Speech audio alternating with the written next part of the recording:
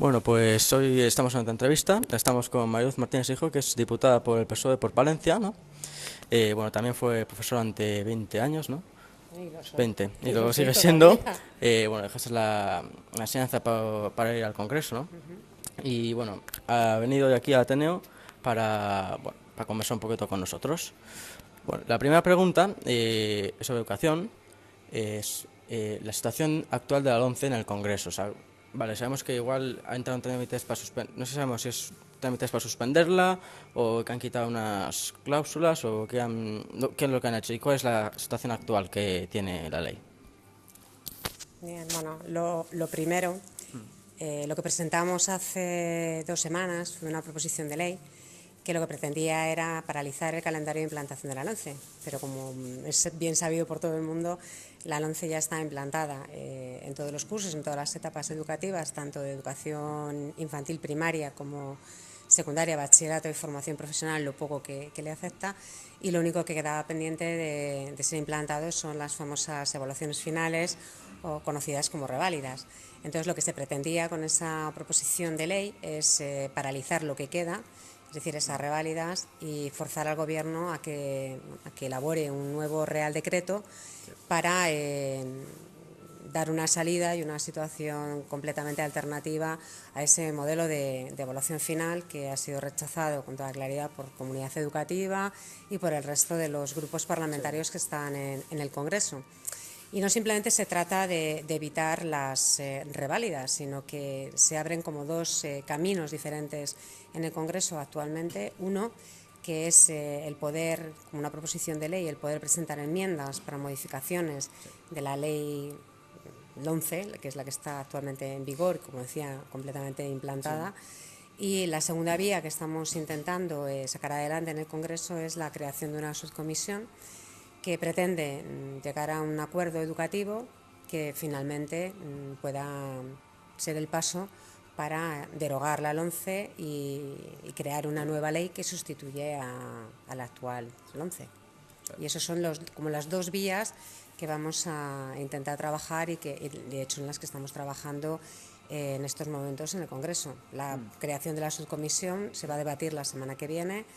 Esperamos que cuente con la unanimidad de todos los grupos parlamentarios y que un grupo de diputados pueda empezar a tener comparecencias, expertos en distintas materias, de representantes de la comunidad educativa y ver, bueno, pues cuál es la hoja de ruta que entre todos queremos para alcanzar ese famoso y deseado acuerdo, pacto social y educativo que se nos está demandando por parte de toda la sociedad.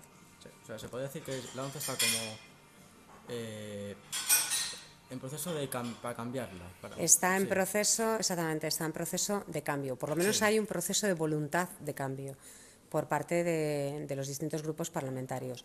Ahora bien, también es destacable y hay que señalar que una es la voluntad de los grupos políticos que estamos en la oposición y otra voluntad muy diferente es la del Partido Popular, que hasta ahora no ha la tenido defiende. ninguna voluntad exactamente de modificar la ley y que, de hecho, la semana pasada, o esta misma semana, creo incluso lo han vuelto a repetir, habían anunciado que querían que se llevar al Constitucional para que esas proposiciones de ley con las que no están satisfechos, que se puedan modificar a través del Congreso, se paralicen. Y están dispuestos incluso a llegar al Tribunal Constitucional para paralizar todo el desarrollo de estas proposiciones de ley alternativas. A ver, bueno, la segunda pregunta es sobre, bueno, también seguimos en el primer bloque, las divergencias entre el sistema antiguo y el nuevo de educación. Bueno, esta es una pregunta aparte que es una pregunta de ética, bueno, asignatura, la famosa asignatura de ética que tantos igual lo han criticado o han... Y es de un examen, o sea, que ¿cuál es un poco la divergencia, las diferencias entre el sistema antiguo, por ejemplo, el de hace 70 años, y un poco el sistema nuevo que se venía llevando hasta ahora? Bueno, yo creo que hay unas diferencias, sobre todo, del concepto de lo que es la educación. En los últimos años, desde la democracia, se ha avanzado fundamentalmente en un concepto y un principio básico que, desde luego, como Partido Socialista hemos defendido siempre, que es el derecho a la educación. y que fue reconocido en la Constitución, y a partir de ahí lo que se ha demostrado es que hay un modelo educativo, ¿no?, en el que ese principio del derecho a la educación conlleva a trabajar por la igualdad, por la equidad de oportunidades y, desde luego, por dar la oportunidad a que todo alumno o alumna que quiera tener estudios y que quiera seguir avanzando en el sistema educativo, independientemente de su origen, puede hacerlo. Y eso va asociado a unos derechos a becas, a ayudas al estudio, es decir, sobre todo en lo que se ha avanzado en ese derecho hacia la educación, derecho y desde luego también avanzando en la igualdad de oportunidades y en la equidad y en la inclusión. Eso en cuanto a principios, ¿no? ¿Por qué? Porque en un principio hasta hace muy poquito tiempo la educación no era obligatoria. La educación se planteaba hasta los 14 años y todavía tenemos una lacra social en nuestro país de falta de formación, porque las generaciones de nuestros padres y de nuestros abuelos, como mucho, habían alcanzado un nivel educativo de educación primaria. Entonces yo creo que eso ha sido fundamentalmente la principal diferencia, que es cualitativa, ¿no?, y también cuantitativa en cuanto al porcentaje de personas que han ido adquiriendo titulaciones, una formación superior, incluso cualificaciones profesionales que les permiten no simplemente estar preparados para adaptarse a un puesto de trabajo, sino también con unas garantías de una formación a lo largo de la vida, que también es uno de los conceptos que se han ido introduciendo a lo largo de los distintos modelos de leyes educativas que se han ido implantando en nuestro país en los últimos años, y que lógicamente pues cada vez va teniendo más fuerza y más importancia, porque en una sociedad como la que vivimos actualmente, globalizada, en una sociedad del conocimiento, o te actualizas y te cualificas permanentemente, o tus opciones tanto de desarrollo personal como profesional quedan un tanto obsoletas, ¿no? Pero bueno, se ha avanzado también y hay principales diferencias entre la igualdad en la educación. Antes yo recuerdo cuando era una niña que exactamente, todavía la LOMCE ha dado un paso hacia atrás en ese principio de igualdad en los centros educativos, y lo que ha permitido es la enseñanza diferenciada o la enseñanza que segrega en función de sexos a centros concertados, o sea, centros que se financian con fondos públicos. Pero fundamentalmente yo creo que ha habido también un distinto concepto de forma de aprendizaje, de enseñanza. Se ha ido avanzando a medida también que las distintas promociones de profesorado han ido cualificándose y actualizándose, ¿no? Yo creo que todavía falta un paso muy importante, y también un paso cualitativo muy importante en cuanto a la formación del profesorado.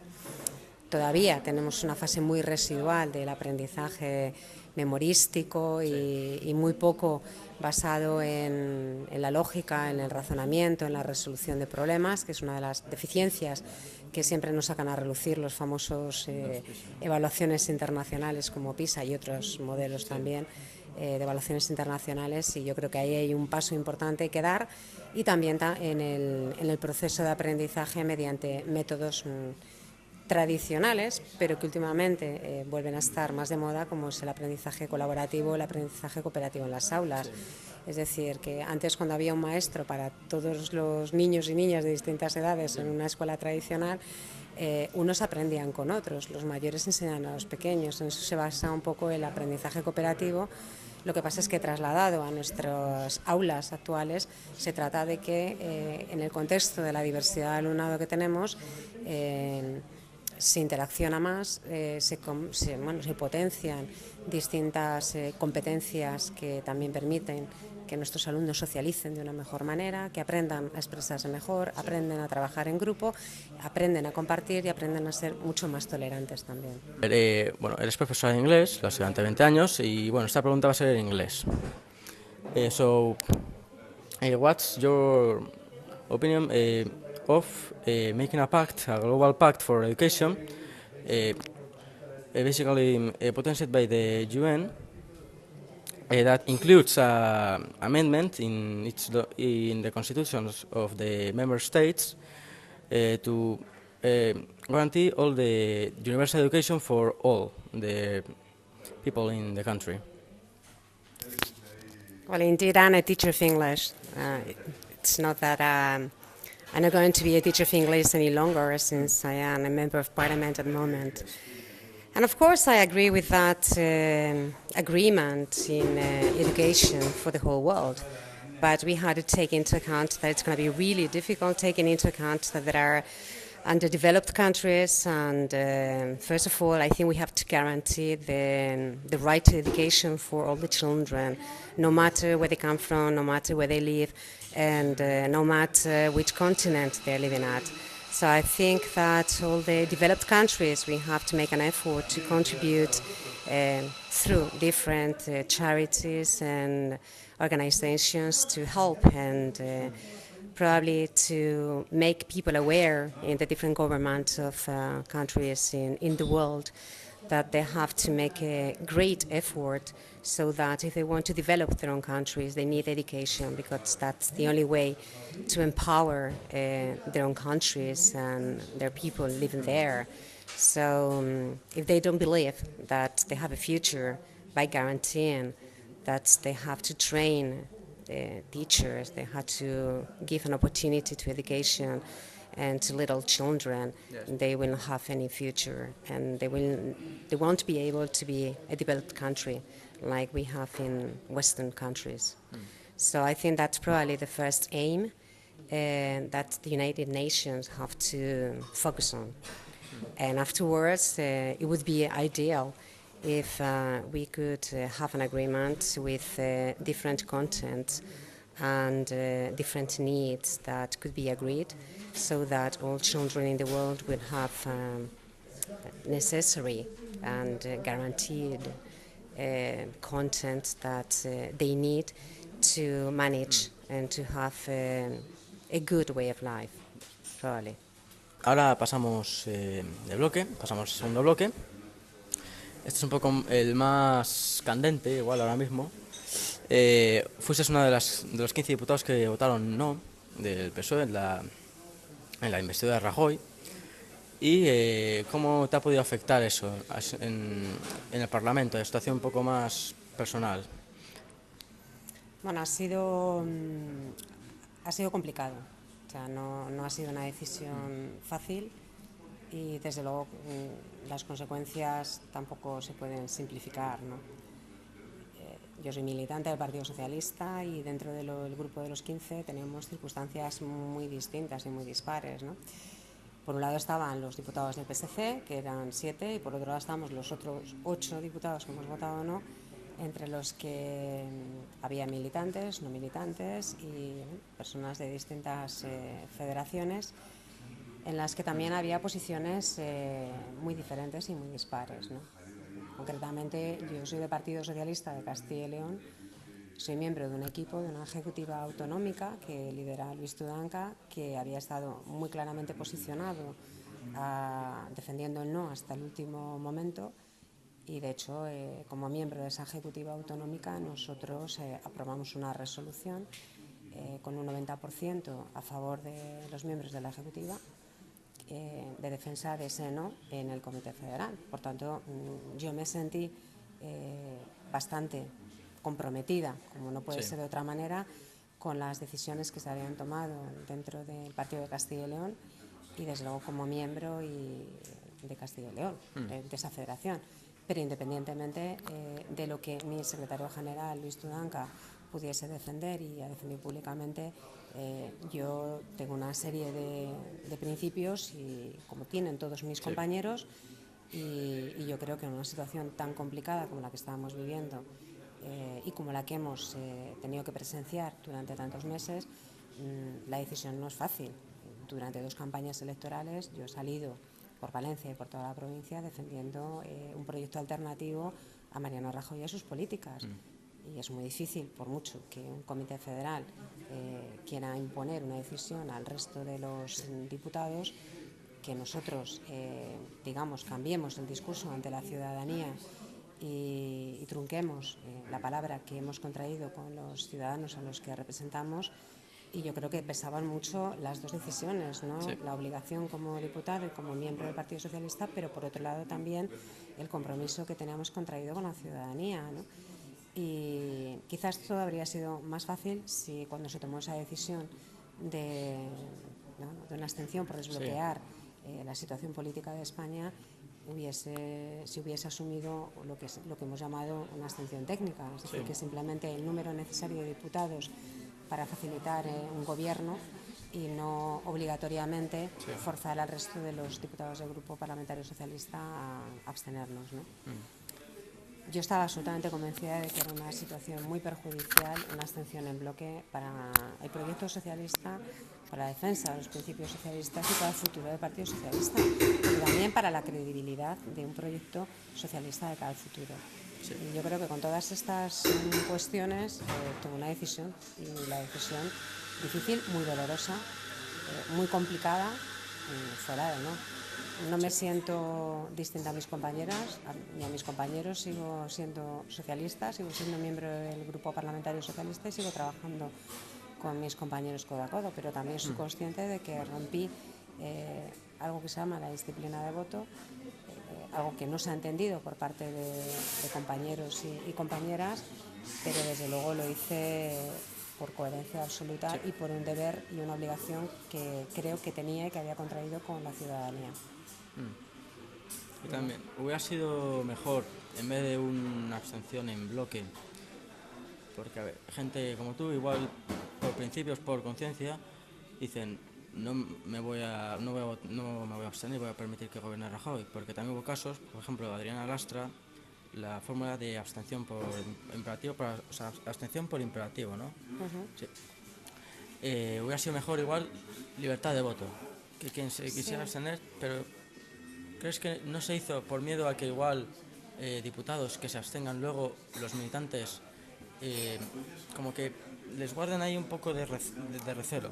No, yo creo que todo esto se podía haber explicado mejor a la sociedad si verdaderamente se hubiese tenido la voluntad desde la gestora del Partido Socialista en estos momentos de llegar a una solución y evitar que todo el grupo parlamentario votase abstención. Se podía haber logrado.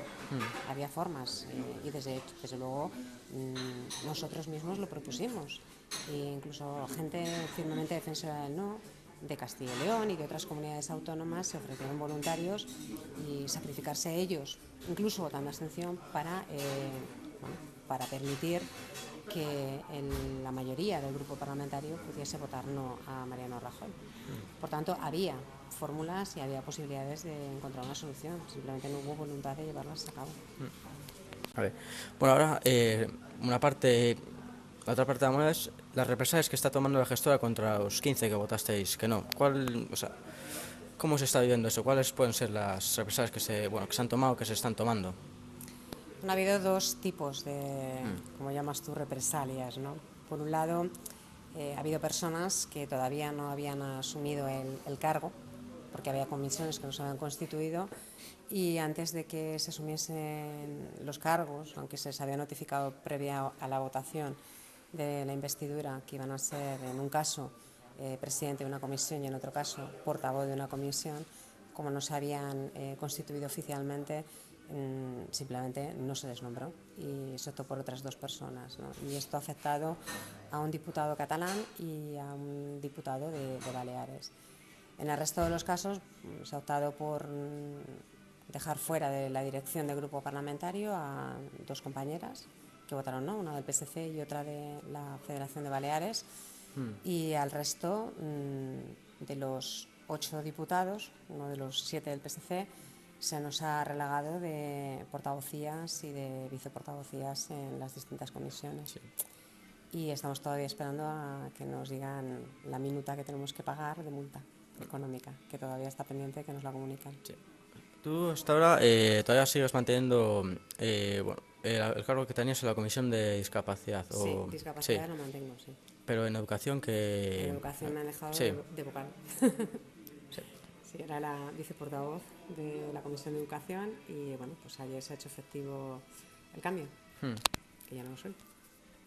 Ahora pasamos al tercer bloque, como ya pasó con Lagunilla, va a ser un 1 por 1, pero esta vez de diputados actuales. Es fácil, te voy a decir un diputado, vas a decir un poco cómo podría ser en el Parlamento y cómo es más en el plano personal, más hablando tú a tú. Vale, por ejemplo, empezamos con Antonio Hernández. Bueno, es un político muy polifacético y muy versátil. Y en el plano personal, creo que es una persona tímida, pese a tener esa voluntad política. En algunos casos es así, y la verdad es que no tengo mucha relación personal con Antonio Hernando, poco puedo decir de él. Bueno, ahora también pasemos a Albert Rivera, el siguiente. Albert Rivera yo creo que es un buen político. Le falta, yo creo que todavía experiencia, pero sobre todo les falta proyecto y solidez política. Y en el plano personal es agradable. Yo me lo he encontrado por el Congreso, es amable, me gusta que no vaya siempre rodeado de un ejército de periodistas o de personas. Y bueno, es de esos políticos todavía que yo en alguna ocasión he coincidido con él estando él solo, ¿no? Y eso yo creo que en algún caso le confiere más humanidad. Bueno, y ahora yo creo que este es el que mucha gente quiere saber cómo es. Pablo Iglesias, ¿es tan radical como parece o básicamente es mito lo que hay? Yo creo que es político de espectáculo y de show, es parte de su fuerza y es parte de su proyecto. Individualmente he coincidido con él en 3 ocasiones, una subiendo en el ascensor y me pareció que estaba como desprotegido. Todo lo contrario de Albert Rivera que te comentaba antes, que en el momento que se queda solo no parece Pablo Iglesias. Y luego, bueno, pues tomando un café al lado en la cafetería, normal, vamos, o sea, como cualquier persona, ¿no? Hablando con sus colaboradores y ya está. Pero vamos, tampoco... Sí. Hay que tener también en cuenta que los presidentes de los grupos parlamentarios o los portavoces de los grupos parlamentarios tampoco se relacionan mucho con el resto de los diputados. Nos solemos relacionar mucho más entre nosotros de diputados que pertenecemos a las mismas comisiones y que bueno, tenemos más costumbre de negociar entre nuestras áreas de interés común. Bueno, ahora este también vino por Palencia y bueno, el ministro de Educación. Bueno, el ministro de Educación es sorprendentemente agradable, es una persona muy educada. Me gustaría que supiese mucho más de educación de lo que sabe, verdaderamente, y creo que todavía tiene mucho que aprender en educación para poder enfrentarse a lo que él pretende conseguir, ¿no? Que es un pacto educativo. Y me parece positivo que intente escuchar y que intente hablar con la comunidad educativa. Yo creo que ha desperdiciado mucho tiempo de este ministerio, aunque estuviese en funciones, para poder hacerlo. Y quizás el haber perdido tanto tiempo y el haber hecho un esfuerzo casi cuando ya se estaba acabando ese periodo de ministro en funciones, le resta credibilidad, porque verdaderamente cuando hay intenciones verdaderas no se deja pasar el tiempo, sino que se intenta, se hace y se acomete, pero no cuando la LOMCE ya está absolutamente implantada. Si hubiese habido voluntad real de diálogo y voluntad real de comunicación, lo habría hecho antes de que la LOMCE se implantase completamente. Ahora, bueno, volvemos otra vez a tu bancada. Antonio Pradas. Antonio Pradas me parece una persona honesta, me parece un político duro, muy duro. Una persona dura en el trato, incluso. Poco más puedo decir porque me pasa lo mismo, somos muchos compañeros y no nos conocemos todos. Bueno, ahora... me podría, sobre Michelle Batet también. Michelle Batet es una mujer profundamente inteligente, muy inteligente, muy sensata, tremendamente diplomática y yo creo que es un lujo de compañera. Un lujo de compañera. Y ahora, bueno, aunque sea también, aunque coincida con él en el equipo, por ser español, Gabriel Rufián. Bueno, pues mira, Gabriel Rufián, yo tengo como 2 puntos de vista completamente distintos de Gabriel. La primera porque fue uno de los primeros diputados que vi en el Congreso cuando aterricé allí y me perdí en el Congreso y sorprendentemente acabé en su despacho, no sé cómo, ¿no?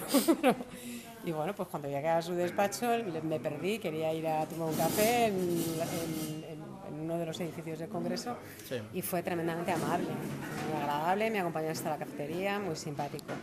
Claro, era un diputado nuevo, cuando yo le vi intervenir en el Congreso dije, me la han cambiado, o sea, esta no es la persona agradable y amable que me ha acompañado de una manera muy simpática y muy amable hasta la cafetería, ¿no? Me parece una persona ofensiva.